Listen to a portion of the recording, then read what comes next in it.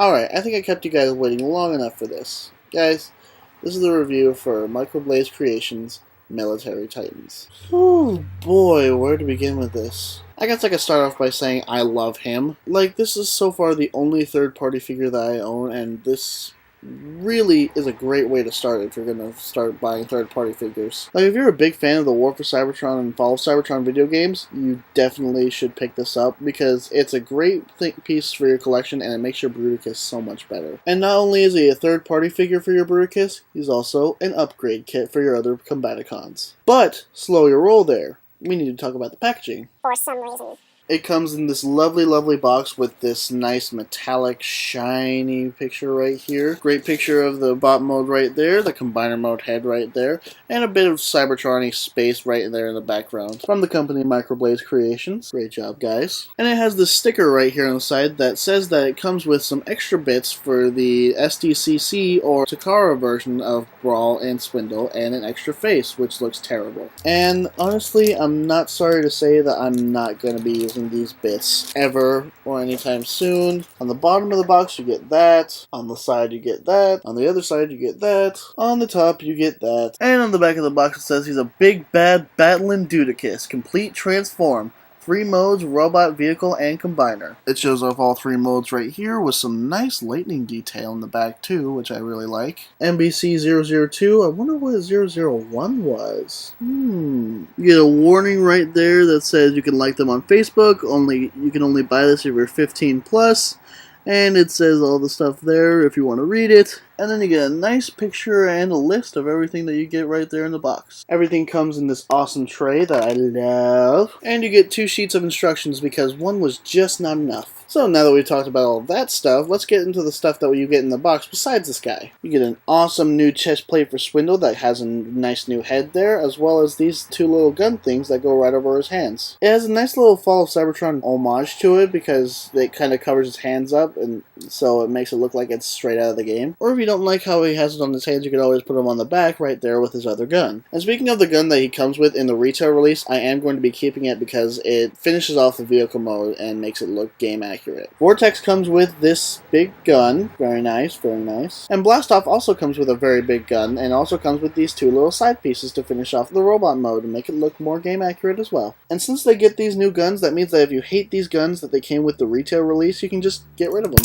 Brawl is where things start getting into the realm of the ridiculously awesome. Brawl gets some nice new hands that go over his old hands, a pretty good looking crotch plate, and some brand new feet that are nice and big and much more stable. He also comes with this ridiculous backpack that I honestly kind of hate to put on him, but you can if you really want to. Some people like this, me, I'm just not a fan. But what you can do with this giant missile backpack is that these 2 guns right here on the top are mushroom pegs that you can just pop right off, and since they also have little pegs right there, you can just stick them right here in his hand. And a couple of guns in his hand look much better than a giant backpack that just looked terrible. Now, we'll get into what you can do with those extra parts in their vehicle modes in just a little bit, but first let's talk about this guy again. As I said, I love him. He is a almost perfect representation of the Fall of Cybertron Onslaught. It's got the gigantic belly right there, the nice bulky arms, the big feet with the wheels right here. His face looks great, he even has some translucent yellow right there in his eyes, but nothing on the top that really can have anything shine through. So you can paint over it if you want. Me personally, I think it looks just fine as this. Now, every figure that comes out, while they are great, they all have their own problems. One of the problems that this figure has is that these shoulder flaps are really floopy. They can kind of gravitationally hold themselves up if you lean them back a little bit, but if you lean them forward a bit too far, they fall just like that. This one does a much better job of holding itself up, but this one's just not having it. And also this gun that's right here on his arm that is kind of problematic. When it's right here in either one of the armholes that he has on his forearms, it holds together just fine. And truth be told, mine kind of holds together on its own quite well. But if you're messing around with it too much, it'll easily come apart on its own. Which kind of sucks, but like I said, mine likes to hold together actually fairly well, even if just holding it like that. Not bad. And like I said, if you put it in one of his armholes, it holds together just fine. Now let's talk about articulation. This guy is mad posable. Shoulder works just fine. It kind of bumps into the tire up here, but luckily this panel right here doesn't get into the way if you have it in this configuration, and it can go forward just as much as you need. You have a nice hard ratchet up here on the bicep, Nice clicky elbow joints, twist right here below the elbow because it has no wrist swivel, but you can still turn it like that so you can get some good poses out of it. Head's on a kind of strange back-seated ball joint, but you can still get some good looking poses out of it. You can get some good wiggly waggly out of it, and he can say yes. No waist swivel in there, but I can deal with it. Due to the transformation, I can kind of see how it'd be weird. Legs can go all the way forward, all the way back, but they can only go out about that far until you start bumping into the stuff up here. Nice, about 90 degrees of bend in the knee. Got a little toe joint right here, and he also has a little ankle tilt. So yeah, this guy can get into some pretty decent poses if you wanted him to. Now, I should also point out that this Decepticon symbol right here is not something that comes with the figure. I put that on myself with a sticker set that came from Walmart. So if you want your Military Titan figure to sport a Decepticon symbol like he should, you just gotta go out and buy it yourself. Repro labels work too, shout out. Alright, I think we covered all the bases in robot mode. Let's go into vehicle mode. And this is the vehicle mode. Now the transformation to get to the vehicle mode is quite challenging. I'm actually still not sure if I even did it right. But I love a challenge, and most of the time I get it right. But it's a great vehicle mode, it looks way better than the Deluxe, and it looks how it does in the game, so it's fine by me. Now as you can see, the black guns up here look really ridiculous, and a lot of people have trouble with them anyway. Not plugging into the arm so much, that connection is secure, but connecting to each other, that's what really gets people annoyed. But when you take them away, it looks much better, and apparently I need to educate people on it. See this right up here, this green bit right here? This is a pair of guns. You don't need these hanging out the top if you want them to have guns. These are vehicle mode guns. They're the guns that hang over his shoulder in robot mode, and these are also guns in vehicle mode. If you want the vehicle mode to have guns, there you go. Again, you can see that Decepticon symbol I put right there from the sticker sheet I had. Some nice purple details as well as the green used really sparingly. And just overall looking like a great figure. And it rolls really nice too.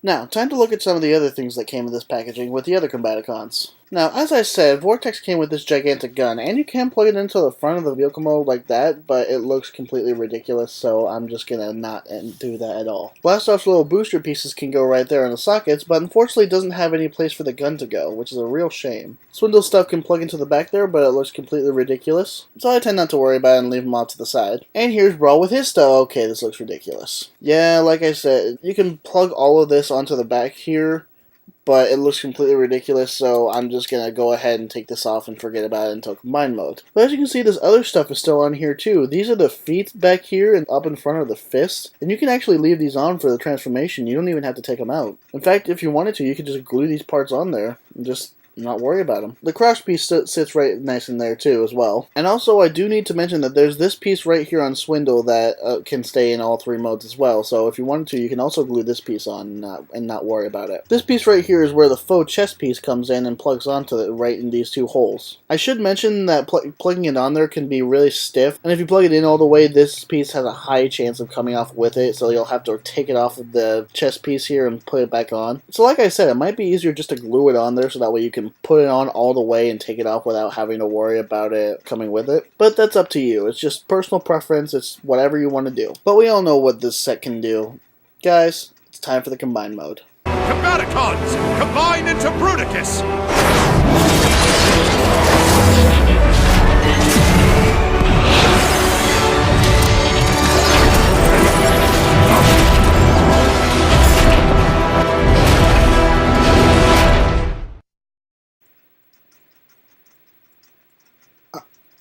I'm absolutely blown away. Look at this thing! This thing is amazing! This is Fall of Cybertron Bruticus! In all of his glory! Alright, now that I'm done gushing over it, let's discuss. What we have here is pure amazingness with just this alone in parts count that makes it fold into such a great torso. The arms that split apart but make great arms, and the legs with their new feet that look absolutely stunning. The legs use the old combined ports that they had in their regular retail release, but that's perfectly fine. They were alright on them to begin with, and now with their new feet, they look great. Now, getting into what I said about the arms splitting apart, Vortex here actually splits in half at the mushroom peg in the midsection, and Blastoff actually splits into, what, 6 pieces? You gotta take both the arms out of their ball socket joints, take both the legs off of their mushroom pegs, take this little piece off, and then you're left with the torso bit right up here. And then you combine both of them with their individual guns to make some great looking arms. But bear in mind, while you are ripping some stuff apart from the retail release, it's all mushroom pegs and ball joints, and it's nothing that's going to stress anything, or at least nothing that I've seen, and it's nothing that's going to break the toy, unless you're really being kind of bad with it. But another cool thing of how the guns work is the barrel actually goes into the torso, and then it folds over towards the front, and locks it all into place. That's really cool. Now, onto the articulation. The head is on a swivel up here, and it also can look up a lot, but it's not necessarily on a ball joint.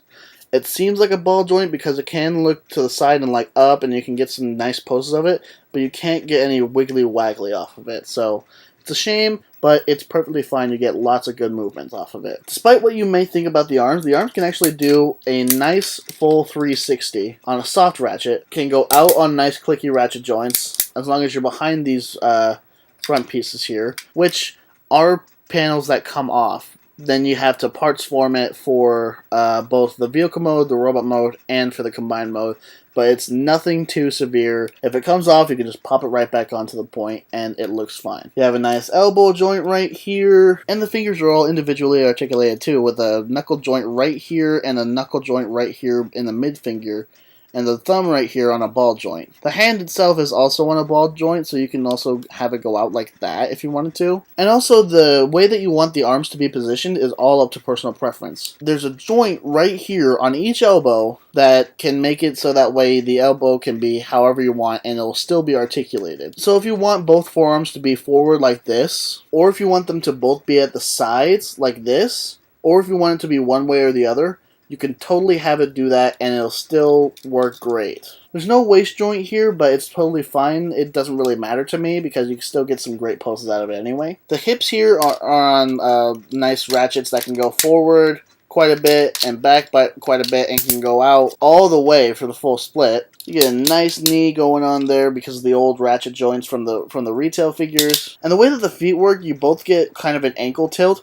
but with Swindle, since it's just pegged in right in here, that kind of goes in between the legs, you also get a foot swinging forward motion. So if you wanted to, you can pose it back like this and have him still standing like this, and it will work perfectly fine. These cannons up here on his shoulders are also posable, so he doesn't necessarily need to shoot straight up. He can also go for right in front of him. You can also get some good blade action on this arm here, as long as you get it out of the way. Even if you wanted to, you could probably BS your way into that whole shield thing with the helicopter blades. One quick thing to note about the hands is that if you're being too rough with them, they might pop out, but there are letters inside on the palm that you can easily get them back into. You can easily just fix the problem, or you can do what I do and just not be too rough with it. Also should point out that these bits will tend to fall off every once in a while, but they're actually sturdy enough with friction on mine, so... Now, the boosters that come with Blastoff can actually be put on either hand for the flamethrower that he had in the game, which is awesome. And if you don't want the boosters to be on either one of his hands for the flamethrower, you can put them right here on his back. Or what I like to do is I like to kind of fudge my way into these cavities right back here on the back of Swindle to kind of fill that out and make it look more sweet. And I think that's pretty much it with this guy. So the Microblaze Creations Military Titans. To me, it's a necessity if you like Fall of Cybertron Bruticus, but there are other options out there if you want to upgrade it, or if you like the Fall of Cybertron Bruticus as it was, then you can just stick with that. But for me, this is the definitive Fall of Cybertron Bruticus, and it is one of the best combiners that I actually have on my shelves. Alright, so that's been another video review from me. You all know who I am, and remember, don't grow up, be nerdy, not boring. Till next time, guys.